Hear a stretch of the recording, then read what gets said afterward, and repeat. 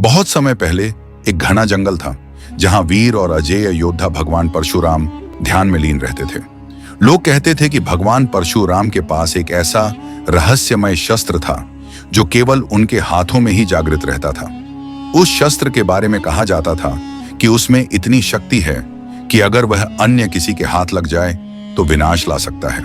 कहानी की शुरुआत होती है उस दिन से जब एक अजनबी योद्धा जिसका नाम आर्यमान था भगवान परशुराम के दर्शन की अभिलाषा लेकर जंगल में पहुंचा।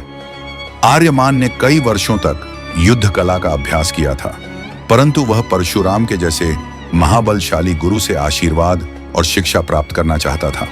परशुराम ने उसे देखकर कहा, आर्यमान, मैं तुम्हारी शक्ति जानता हूं, परंतु मेरे पास जो शस्त्र है वह अभिशप्त है। यदि कोई भी इसे लेने का प्रयास करेगा तो उसे अपने प्राणों से हाथ धोना पड़ेगा। आर्यमान ने परशुराम को प्रणाम कर उनसे शस्त्र को देखने की अनुमति मांगी। परशुराम ने पहले इनकार किया, लेकिन फिर एक शर्त पर मान गए कि आर्यमान केवल उस शस्त्र को देखेगा, उसे छुएगा नहीं। रात ढल चुकी थी और पूरे जंगल में सन्नाटा छाया हुआ था। परशुराम ने आर्यमान को वह रहस्यमय शस्त्र दिखाया जिसकी चमक दूर दूर तक फैल गई।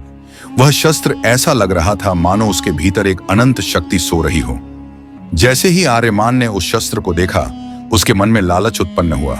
उसने सोचा, अगर यह शस्त्र मेरे पास हो तो मैं अपराजय बन जाऊंगा।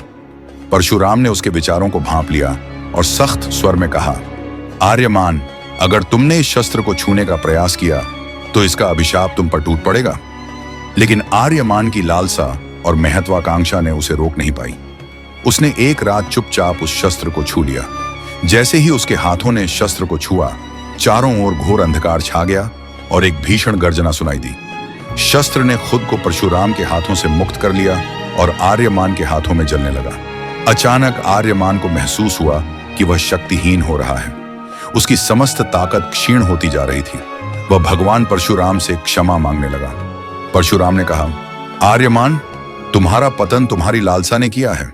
यह शस्त्र कभी भी किसी अन्य के हाथों में जागृत नहीं रह सकता। अब तुम्हारे जीवन का अंत निकट है।